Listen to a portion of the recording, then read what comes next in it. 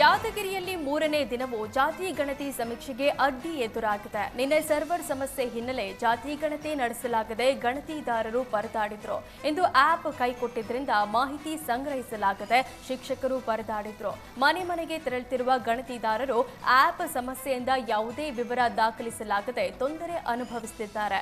App ಸಮಸ್ಯೆ ಸರಿಪಡಿಸುವಂತೆ ತಹಶೀಲ್ದಾರ್ ಕಚೇರಿಯ ಅಧಿಕಾರಿಗಳ ಬಳಿ ಮನವಿ ಮಾಡಿದ್ದಾರೆ. ನಿನ್ನೆ ಆಪ್ ಓಪನ್ ಆಗಿತ್ತು, ಇವತ್ತು ಆಪ್ ಓಪನ್ ಆಗ್ತಿಲ್ಲ. ಒಬ್ಬ ಗಣತಿದಾರರು ಸುಮಾರು 80ರಿಂದ 100 ಮನೆಗಳ ಸಮೀಕ್ಷೆ ಮಾಡಬೇಕು. ಪ್ರತಿಯೊಂದು ಕುಟುಂಬದ ಬಳಿಯೂ 60 ಪ್ರಶ್ನೆಗಳಿಗೆ ಮಾಹಿತಿ ಸಂಗ್ರಹಿಸಬೇಕು.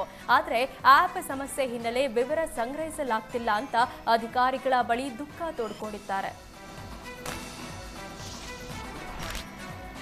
ಸ್ಥಳೀಯ ಸಂಸ್ಥೆ ಚುನಾವಣೆ ಹಿನ್ನೆಲೆ ರಾಜ್ಯದಲ್ಲಿ ಮತದಾರರ ಪಟ್ಟಿ ಪರಿಷ್ಕರಣೆ ಮುಂದೂಡುವಂತೆ ಮನವಿ ಮಾಡಲಾಗಿದೆ. ಕೇಂದ್ರ ಚುನಾವಣಾ ಆಯೋಗಕ್ಕೆ ರಾಜ್ಯ ಚುನಾವಣಾ ಆಯೋಗ ಪತ್ರ ಬರೆದು ಮನವಿ ಮಾಡಿಕೊಂಡಿದೆ. ಈ ಬಗ್ಗೆ ರಾಜ್ಯ ಚುನಾವಣಾ ಆಯೋಗದ ಆಯುಕ್ತ ಜಿಎಸ್ ಸಂಗ್ರೇಶಿ ಮಾಹಿತಿ ನೀಡಿದ್ದಾರೆ. ಬೆಂಗಳೂರಿನ 5 ಕಾರ್ಪೊರೇಷನ್ ಚುನಾವಣೆ ಮಾಡಬೇಕು. ನವೆಂಬರ್ 1ರಿಂದ ಜಿಬಿಎ ಚುನಾವಣೆಗೆ ಸಂಬಂಧಿಸಿದ ಕೆಲಸ ಶುರು ಮಾಡಬೇಕು. ಈ ಸಮಯದಲ್ಲಿ ಮತದಾರರ ಪಟ್ಟಿ ಪರಿಷ್ಕರಣೆ ಮಾಡಿದ್ರೆ ಸರಿಯಲ್ಲ.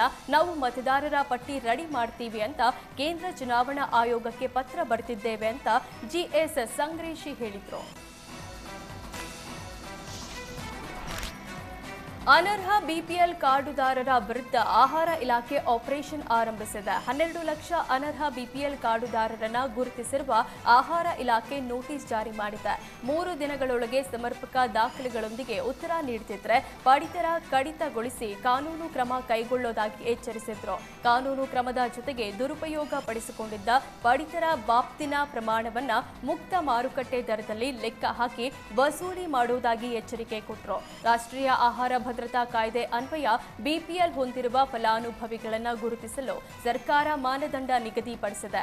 ಅದರಂತೆ ವಿವಿಧ ಇಲಾಖೆಗಳ ದತ್ತಾಂಶಗಳನ್ನು ಪರಿಶೀಲಿಸಿದ್ದು ಮಾನದಂಡಗಳಿಗೆ ವಿರುದ್ಧವಾಗಿರುವ ಪಡಿತರ ಚೀಟಿಗಳನ್ನು ಗುರುತಿಸುವ ಕಾರ್ಯ ನಡೆದಿದೆ ಅಂತ ನೋಟಿಸ್ನಲ್ಲಿ ಇಲಾಖೆ ಉಲ್ಲೇಖಿಸಿದೆ.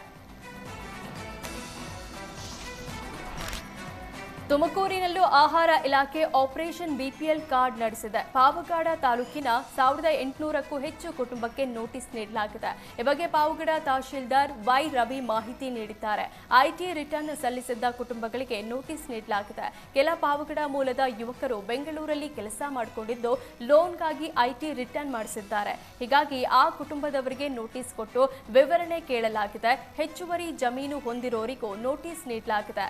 ಕಾರ್ಡುದಾರರು ಸಮರ್ಪಕ ಉತ್ತರ ನೀಡಿದ ಬಳಿಕ ಪರಿಶೀಲನೆ ಮಾಡಲಾಗುತ್ತೆ ಅಂತ ಪಾವಗಡ ತಹಶೀಲ್ದಾರ್ ವೈ ರವಿ ಹೇಳಿದರು.